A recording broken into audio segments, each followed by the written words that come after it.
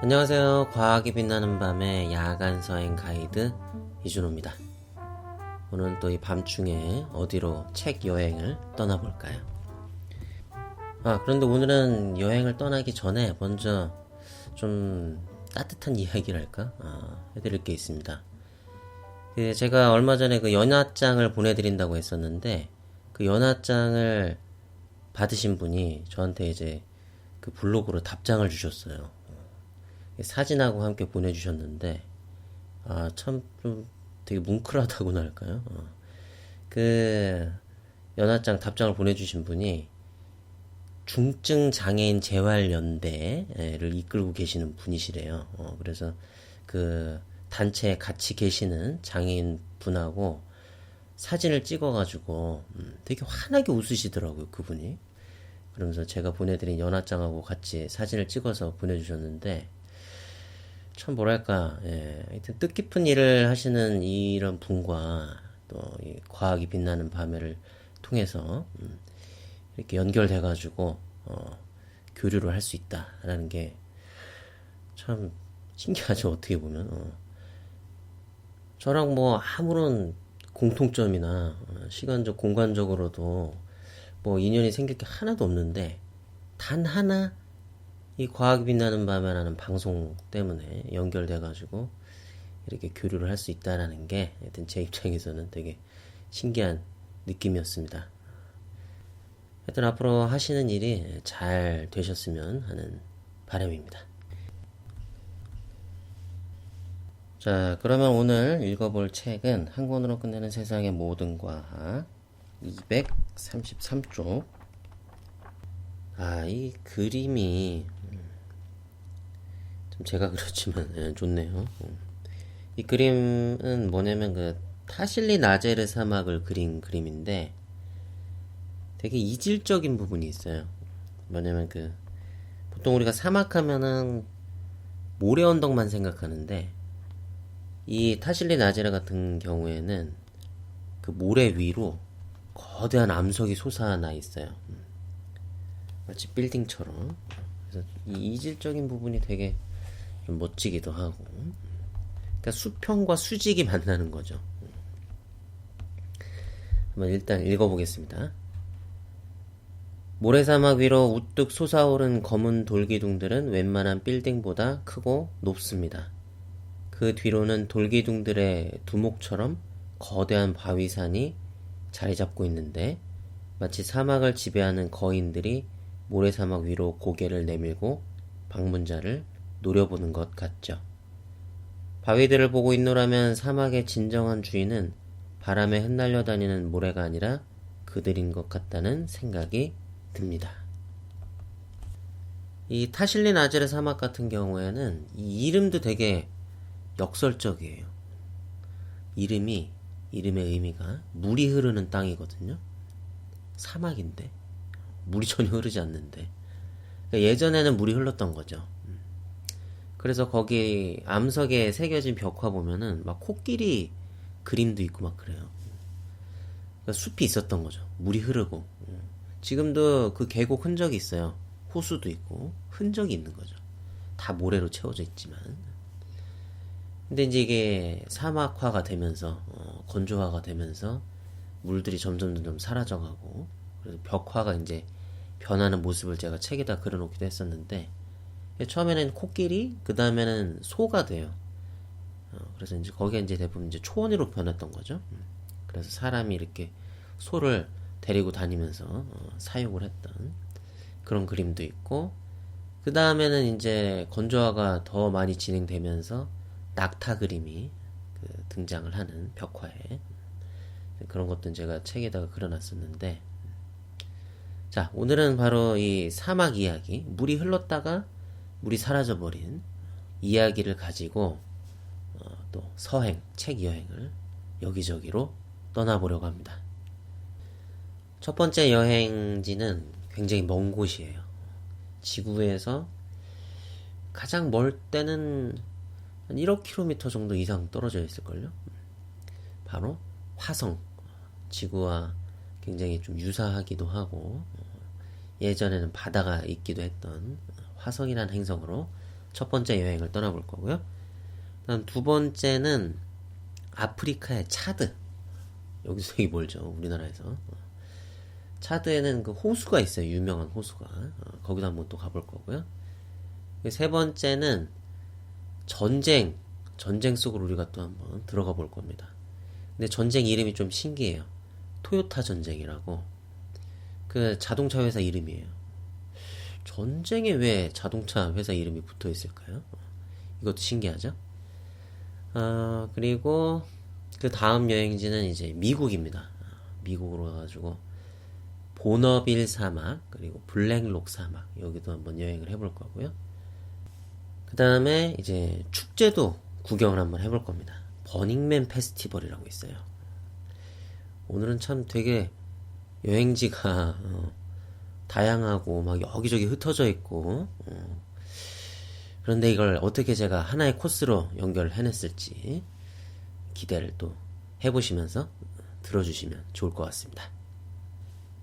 자, 그럼 이제 우리는 첫 번째 여행지에 도착했습니다. 바로 화성. 이제 화성은 공기가 되게 좀 텁텁하다고 그래야 되나? 대기가 뿌연 먼지로 휩싸여 있죠.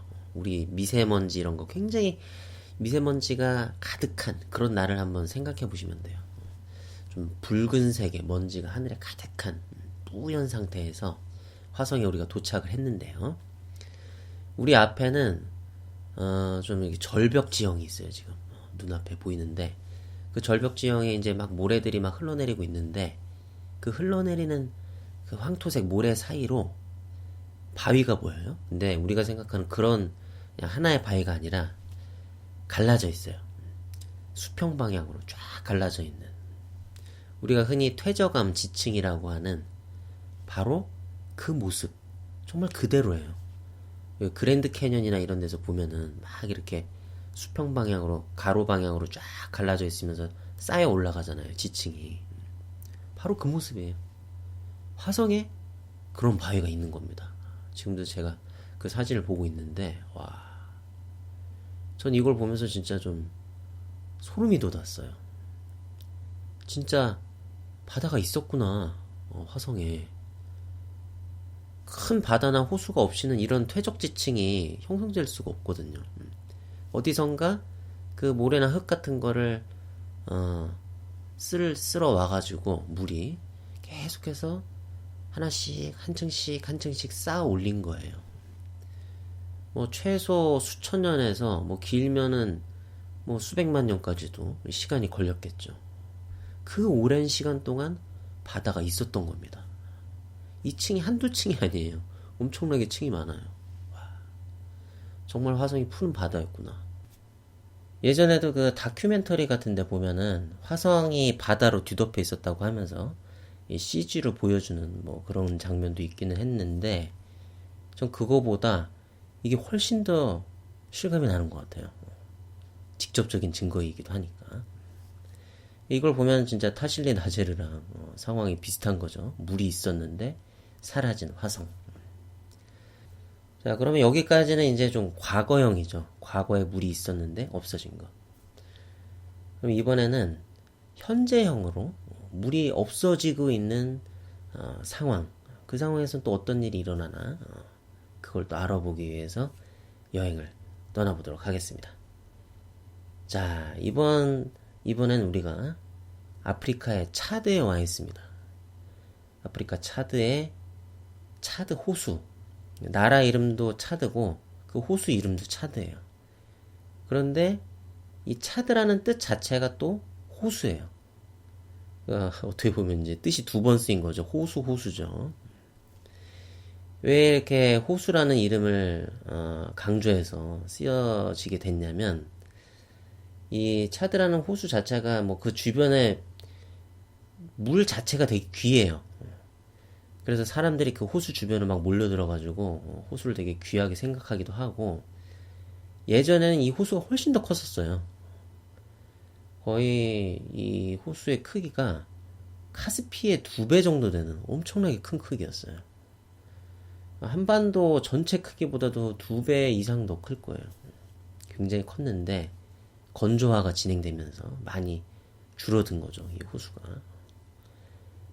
그런데 이 호수는 지금 우리 앞에 호수가 있다라고 생각을 해보면 호수 자체는 뭐 물 자체는 그냥 있는 건데 그 주변이 막 모래가 막 밀려와 있어요. 물론 호수 바로 근처에는 나무도 있고 갈대도 있고 한데 조금만 넘어가면 지금 다 모래예요. 막 그 황량한 모래들이 막 호수를 뒤덮어 버리려고 막 위협을 하는 듯한 그런 느낌이에요.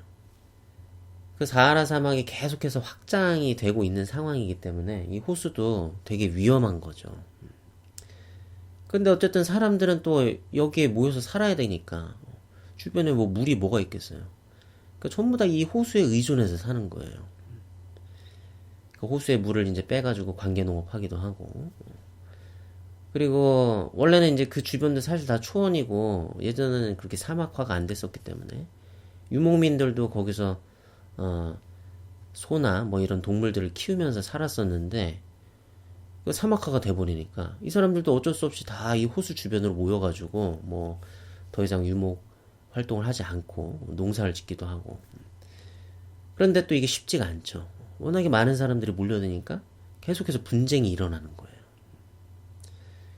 차드란 나라 자체도 그 부족도 되게 다양하대요. 너무 다양해가지고 막 10개 이상이던가 막 그래요. 민족이. 그런데 또 이 정부가 강한 힘을 가지고 이걸 통제하기도 힘들어요. 워낙에 많은 민족들이 있기 때문에. 나라의 힘이 굉장히 쇠락해가는, 물만 사라지는 게 아니라 나라의 힘도 사라져가는 그런 상황이 펼쳐지고 있는 거죠. 그러니까 또 이제 주변 나라도 이 차드라는 나라를 우습게 보고 이 차드라는 나라를 침략을 하려고 그런 생각을 하기도 하고요. 그래서 바로 이어지는 이야기가 도요타 전쟁 이야기입니다.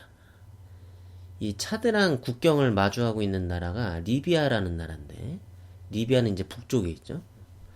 이 리비아가 그 카다피가 독재를 하고 있을 시절에 차드에 자원이 탐이 났던 거예요.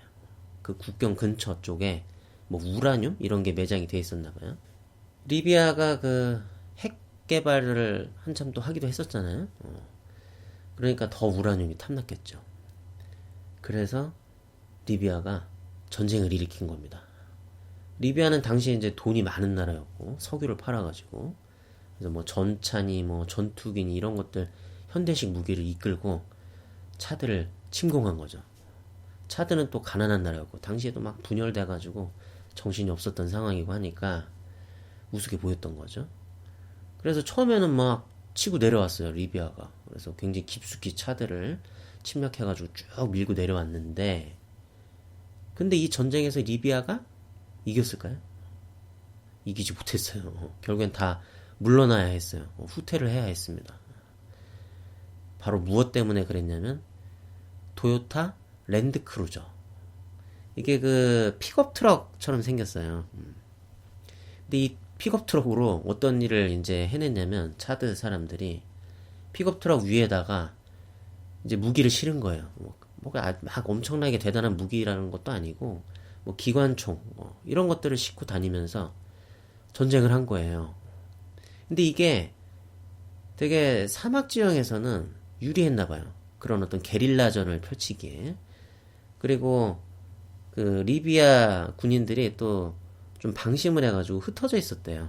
에이 뭐 차드가 뭐 어쩌겠어. 쟤네들 가난하고 힘이 없는 나라인데 하면서 막 흩어져 있으니까 이 도요타 랜드크루저를 타고 이제 몰래 가는 거죠. 몰래 가가지고 싹 모여들어가지고 하나씩 하나씩 각계격파를 하는 겁니다. 리비아 군대를. 그래가지고 결국에는 리비아 군인들이 그 좋은 막 전차 무기도 있고 전투기도 있고 하는데 순식간에 모여가지고 막 자기들 공격하고 또 사라지고 공격하고 사라지고 이러니까 거기에 대해서 대응을 못하는 거예요. 물론 이제 여기에다 지원을 해주는 나라도 있긴 있었죠. 뭐 대전차 무기 같은 거 이런 것들도 지원을 해주고 하니까 트럭에다 싣고 다니면서 그 비싼 전차들을 이 값싼 도요타 랜드크루저가 그 전차들 막 다 부셔버리고 폭파시켜버리고 하여튼 이런 식으로 해가지고 최대한 힘을 모아가지고 이 차드 사람들이 리비아 사람들을 몰아냈던 그런 이야기입니다.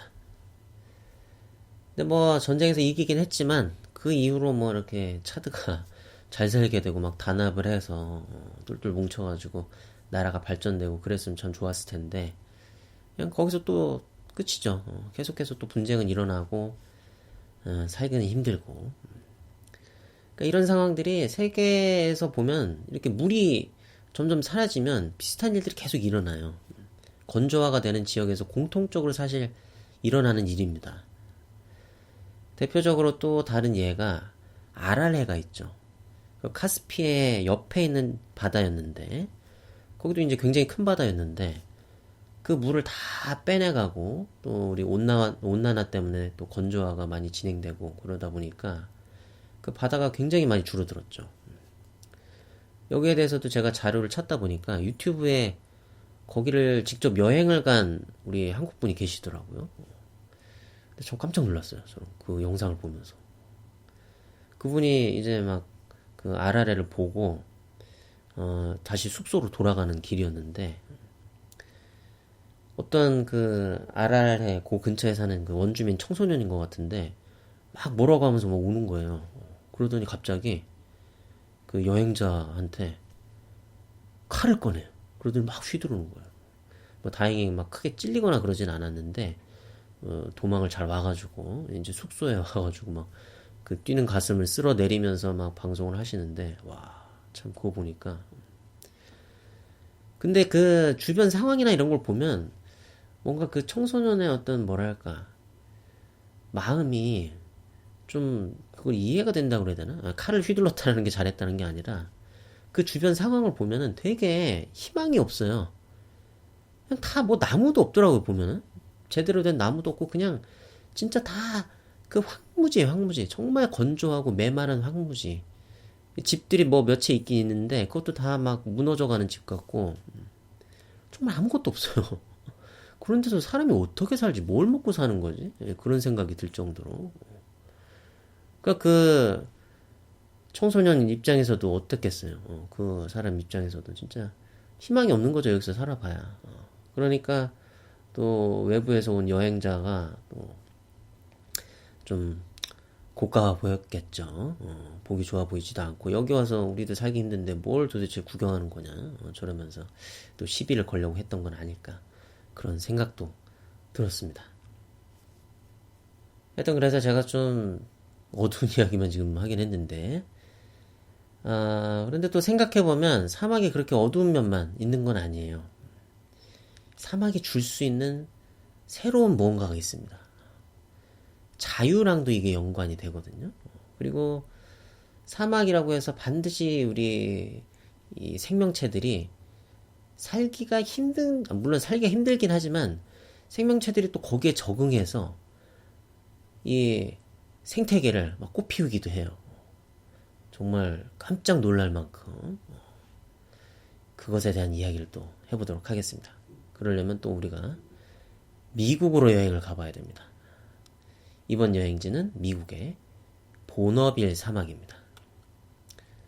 이 보너빌 사막은 우리가 지금 보너빌 사막에 와 있다고 생각을 해보고 자, 우리 발 밑에는 하얀색 소금이 깔려 있어요.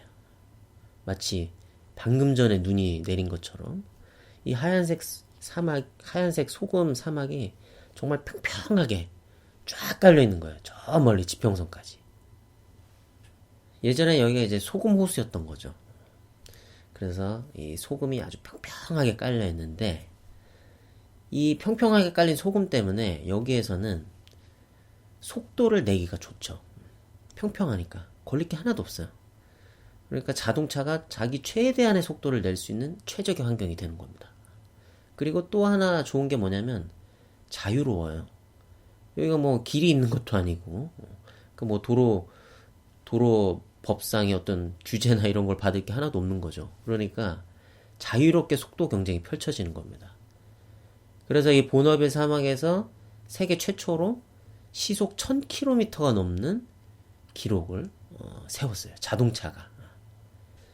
블루플레임이라는 자동차였는데, 참 이게 이 블랙플레임 그 자동차를 개발하고 이 기록에 도전했던 사람들의 이야기를 또 읽어보니까 이것도 정말 쉬운 일이 아니었구나 그런 생각이 들더라고요. 그 이야기를 좀 해드리자면, 일단 이 자동차가 시속 1000km의 속력을 내려면 균형을 잘 잡아야 돼요. 어떤 균형을 잘 잡아야 되냐면, 공기가 아주 빠른 속도로 자동차랑 부딪히잖아요. 그러면 이 공기가 이 자동차 밑으로 파고들거든요. 그러면 자동차를 들어 올릴 수가 있어요. 그럼 자동차가 들떠가지고 이제 완전히 막 뱅글뱅글 돌면서 산산조각이 날 수도 있는 거죠. 근데 또 반대로 공기가 이 자동차 밑으로만 파고드는 게 아니라 자동차 지붕 위로도 이렇게 흘러가잖아요. 그런데 이 힘은 또 자동차를 누를 수가 있어요. 그러면 자동차가 눌리게 되면은 땅 속으로 처박힐 수가 있는 거죠. 그러면 또 이제 자동차가 완전히 또 뱅글뱅글 굴르면서 산산조각이 또 날 수가 있는 거죠. 그러니까 이 두 힘 사이에서 얘를 내리누르는 힘하고 얘를 들어 올리는 힘하고 그 두 힘 사이에서 자동차가 정말 균형을 잘 잡아야 되는 거예요. 그러니까 이것도 사실 쉽지가 않았고. 그리고 또 하나 쉽지 않은 게 뭐냐면, 자동차가 이제 속도를 내려면 그 기름이 필요하잖아요. 그 에너지가 많이 필요하잖아요. 이제 여기서는 이 블루플레임이라는 자동차는 뭐 천연가스를 쓰기도 했었는데, 하여튼 그 연료가 많이 필요한데 연료를 많이 실을 수가 없어요. 왜냐면 연료를 많이 실으면 자동차가 무거워지잖아요. 그럼 속도를 내기가 힘들잖아요. 그러니까 이 문제를 극복하려면 최대한 빠른 시간 안에 속도를 내야 되는 거예요. 엄청난 가속도를 내야 되는 거죠. 그래서 한 20초 정도 안에 1000km에 도달을 해야 되는 거예요. 시속 1000km에. 그러면은 이게 어떤 문제가 생기냐면은 너무 가속을 빨리 하니까 그런 엄청난 관성이 생기는 거 아니에요. 그 차에 타고 있는 운전자한테. 그럼 이 운전자가 뒤로 왕창 밀리는 거예요. 그 관성력 때문에. 그러면은 그 힘이 운전자에게 가해진 힘 때문에 운전자가 기절을 할 수도 있고 제대로 운전을 못 할 수도 있는 거예요. 그 운전자 입장에서는 거의 이제 목숨을 걸어야 되는 거죠. 그 이런 운전자를 구하기도 사실은 힘든 거고, 그 순식간에 20초 만에 1000km까지 가속하기도 힘든 거고. 그래서 이제 엔진 같은 경우도 보통의 자동차 엔진이 아니라 그 뭐 천연가스나 뭐 이런 것들을 이용해 가지고 로켓 엔진을 달아요. 그러니까 얼마나 더 위험하겠어요. 로켓이 폭발할 수도 있고. 그러니까 이런 난관들을 다 극복해서 결국에는 이 사람들이 도전해 가지고 1000km를 돌파를 하게 됩니다. 그런데 사실은 목표는 1000km 돌파가 아니었어요. 음속 돌파였어요. 음속을 돌파한 최초의 차가 되는 거였죠. 근데 하필이면 좀 운이 나쁘게도 그 실험을 하기로 한 당일날인가 뭐 전날인가 거기 눈이 내려가지고, 눈이 내리니까 이제 습기가 차가지고 좀 미끄러웠었나 봐요. 그래서 속도가 그렇게 많이 나지는 못하는 그런 상황이 됐었다고 합니다. 그래서 이 음속 돌파는 다른 자동차 팀에서 했네요. 사막도 다른 사막이에요. 블랙록 사막이라고. 여기는 이제 좀 암석들이 검은색인 거죠, 좀. 물론 이제 바닥은 평평해요. 여기도 예전에 이제 호수? 큰 호수가 있었어가지고, 여기 퇴적이 되면서 아주 평평해가지고 자동차가 달리기 좋은 상황이었는데, 여기서 그 트러스트 SSC? 자동차 이름이 그래요. 1997년에 최초로 음속을 돌파하게 됩니다. 그 기록은 아직도 깨지지 않았고요. 참 근데 이 기록을 깨는 게 쉽지가 않더라고요. 아까도 말씀드렸지만 이제 다양한 난관도 존재하기도 하고 후원자를 모집하는 게 힘들어서, 그 2000년대에도 이 기록을 돌파하려고 했던 그 팀이 있었는데 결국엔 후원을 제대로 못 구해가지고 도전에 실패하는 그런 경우가 또 생기기도 했습니다. 자, 그런데 이 블랙록 사막에는 자동차로서 어떤 그 한계를 돌파하는 것도 있지만 이 생명체가 그 그 건조함이 주는 그 한계를 돌파해내는 그런 것도 우리가 볼 수가 있어요. 뭐냐면 요정새우예요. 요정새우. 이 블랙록 사막에 비가 내리면 자주 내리진 않겠지만 정말 정말 어쩌다 한번 이제 비가 내려가지고 호수가 이렇게 만들어지면은 그 호수에 이 요정새우가 한번 상상해 보시면 요정새우가 막 그 하얀색 요정새우 우리 이란의 루트 사막에서 제가 말씀드렸던 그런 비슷한 종류예요. 그 조그만 새우들이 막 생겨나는 거예요. 그래가지고 그 호수의 색깔을 바꿀 정도로 제가 사진을 보니까 대단하더라고요. 엄청나요. 그 마리 수가 좀 그냥 한두 마리 뭐 기껏해야 뭐 몇십 마리 뭐 이렇게 조금 이렇게 꿈틀거리는 줄 알았더니 그게 아니더라고요. 그런데 더 놀라운 점은 뭐냐면 그 요정새우를 우리가 쉽게 구입을 할 수도 있어요. 그 요정새우 키우기 키트가 있어요. 저는 깜짝 놀랐어요. 그냥 우리가 살 수 있습니다. 지금도 사서 키울 수가 있어요. 어떻게 키우는 거냐면 그 키트 안에 알이 들어있어요. 그래서 우리가 물만 넣으면은 키트에다가 그러면 그 알이 한 2주 정도 있으면 부화를 한대요.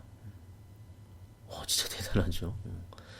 그러니까 뭐 우리가 그 키트 안에다가 뭐 물을 넣어놓지도 않는 거고 그냥 정말 건조한 상태인데 그 상태에서 키트 안에서 그 알이 뭐 부서지거나 그 안에 있는 생명체가 죽지도 않고 그냥 견디는 거예요. 전 진짜 그 건조한 상태에서도 뭐 몇 년이고 정말 오랜 기간 견딜 수가 있는 겁니다.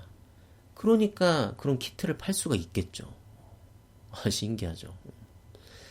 그래서 블랙록 사막에서도 그 요정새우는 그 모래 속에서 그 알의 상태로 견뎌서 뭐 어떤 신진대사나 이런 것들이 일어나지 않겠죠. 그 안에서 완전히 멈춘 상태에서 기다려서 부화를 해가지고 알맞은 상황이 되면 그래서 막 개체수가 막 늘어나는 번식도 하고 참 생명의 힘이 참 대단하다 그런 생각을 이걸 보면서 요정새우를 보면서 또 하게 됐습니다.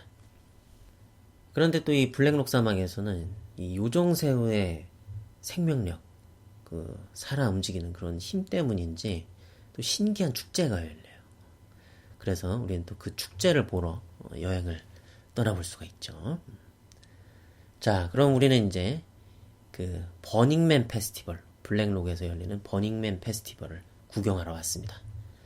자, 지금 이제 어두운 밤인데요. 저 앞에 거대한 불길이 타오릅니다. 엄청나게 큰 사람이 타고 있어요. 진짜 사람은 아니고 나무로 만든 그 목재 조형물인데 그 조형물이 활활 타고 있어요. 그리고 우리 주변에서는 막 사람들이 막 춤도 추고 노래도 부르고 그 불타는 이걸 이제 버닝맨이라고 하는데요. 그걸 보면서 축제가 열리고 있죠. 근데 이 축제에는 굉장히 좀 특별한 점이 있어요. 뭐냐면 보통 축제하면은 축제를 주관하는 어떤 단체가 있고 그 단체가 다 이렇게 스케줄을 만들어 놓잖아요. 프로그램을 만들어 놔가지고 사람들이 그거를 이제 좀 수동적으로 즐기는 입장이 되는 건데 이 버닝맨 페스티벌은 그런 게 아니에요. 물론 이제 단체가 있긴 있는데 그 단체는 그냥 어떤 그 상황만 만들어 주는 거죠. 여기서 축제가 열린다 이곳에서. 그리고 이제 버닝맨은 준비를 해요. 태울 거를. 근데 그 외에는 다 참가자 자유예요. 참가자들이 자기들이 이제 그 사막에서 먹을 것도 다 준비해 와야 되고 사막에서 뭘 할지도 다 스스로 준비해 오는 거예요. 그래서 그걸 사람들과 공유하고 나누는 겁니다. 보면 이제 자기들이 막 조형물도 만들어 와요. 되게 신기한 조형물도 많아요. 와, 이런 조각, 이런 조형도 가능한가? 그래서 이제 사람들한테 그걸 보여주기도 하고, 뭐, 거기서 어떤 공연 같은 것도 하기도 하고, 그 스스로 먹을 거 이런 거 다 준비해서 또 거기서 어쨌든 또 질서도 지켜야 되니까 자경단 이런 것도 스스로 막 또 만들어요. 그래서 질서나 이런 걸 지키기 위해서 사람들하고 뭐 갈등이 일어나면 또 가서 해결해 주기도 하고 서로 다 활발한 의사소통 속에서 이런 것들을 자율적으로 다 해내는 겁니다. 그래서 이 축제가 굉장히 유명하대요. 또 신기한 축제이기도 하고 하니까.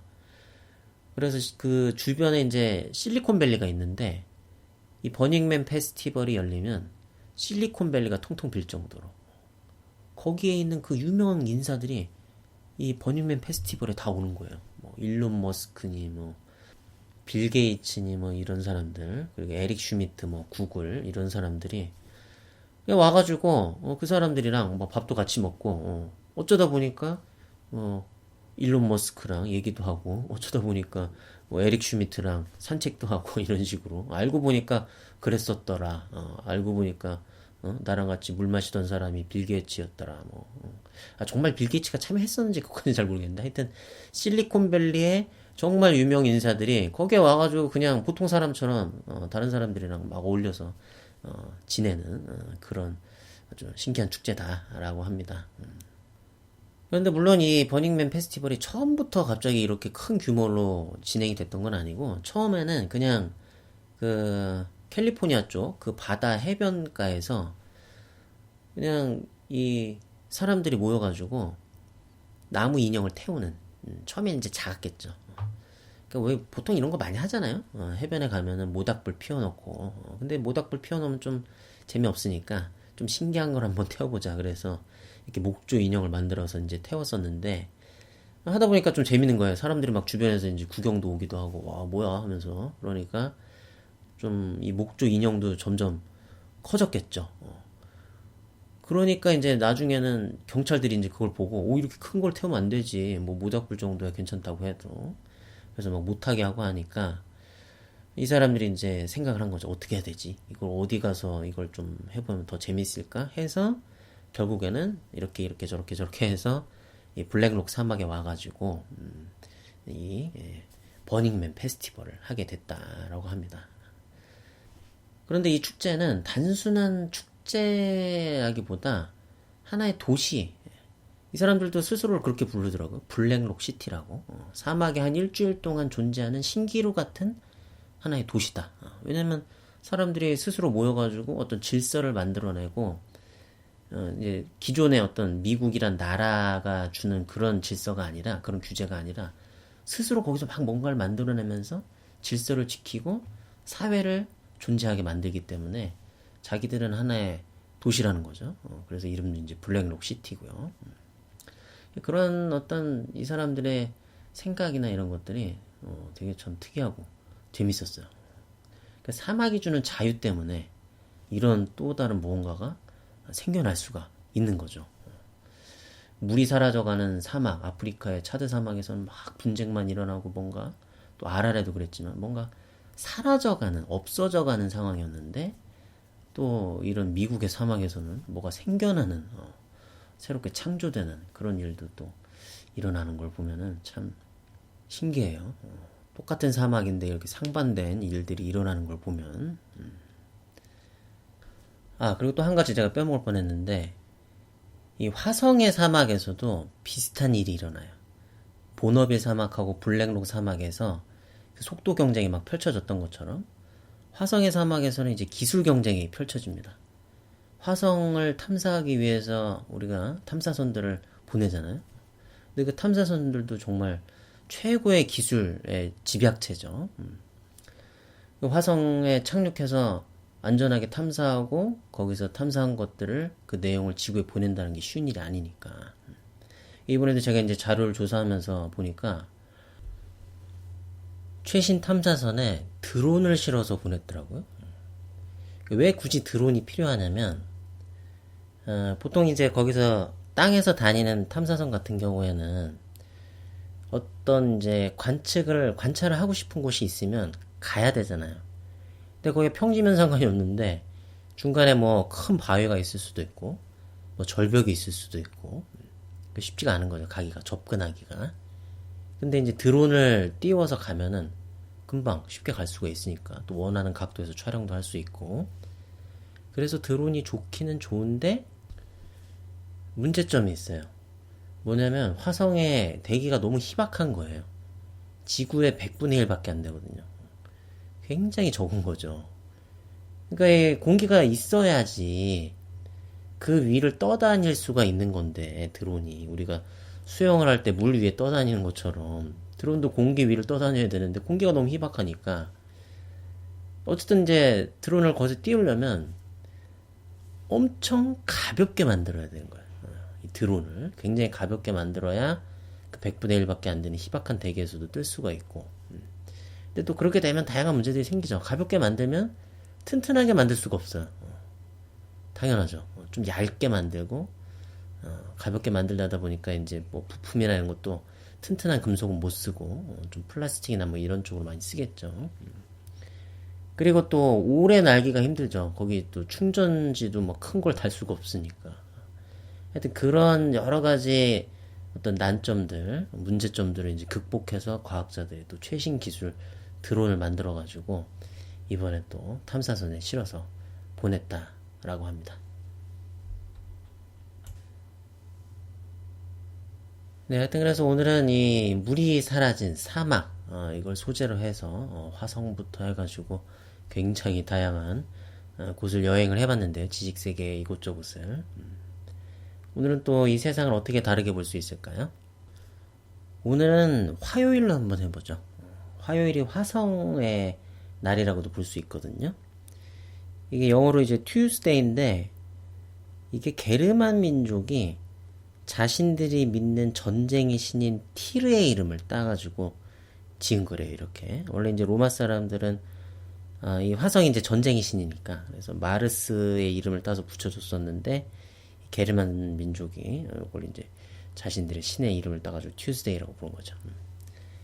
화요일에는 우리가 화성을 떠올리면서 물이 사라진 사막에서 일어나는 다양한 분쟁들, 어려움과 또 그 사막에서 피어나는 창조성, 그리고 그 생명의 힘, 의외로 존재하는 그런 신기한 요정새우 이런 것들도 생각해 보면 세상이 좀 더 풍부하게 다르게 보이지 않을까 싶습니다. 자, 그럼 오늘 꿈속의 여행을 어디로 한번 떠나볼까요? 오늘은 버닝맨 페스티벌을 우리가 함께 같이 가보죠. 그래서 우리가 뭔가를 보여주는 겁니다. 과학이 빛나는 밤에 사람들이. 저는 이걸 한번 보여주고 싶어요. 우리 과학이 빛나는 밤에 배너 이미지가 그거잖아요. 밤하늘에서 이렇게 쏟아져 내리는 듯한 그 별빛 있죠. 그래서 이 버닝맨 페스티벌에서 불꽃놀이를 한번 해보는 겁니다. 그래서 그 별빛과 닮은, 그러니까 밤하늘에 불꽃이 탁 터지면 그 불꽃이 정말 사람들 쪽으로 쏟아져 내리는 거예요. 물론 사람들에게 닿기 전에 이제 다 사라지긴 하겠지만, 그래서 정말 별이 하늘에서 쏟아져 내린 듯한 느낌을 사람들이 정말 실감할 수 있게 그런 불꽃놀이를 한번 해보면 어떨까 싶습니다. 네, 그러면 잠시 뒤에 버닝맨 페스티벌이 열리는 블랙록 사막에서 뵙도록 하겠습니다.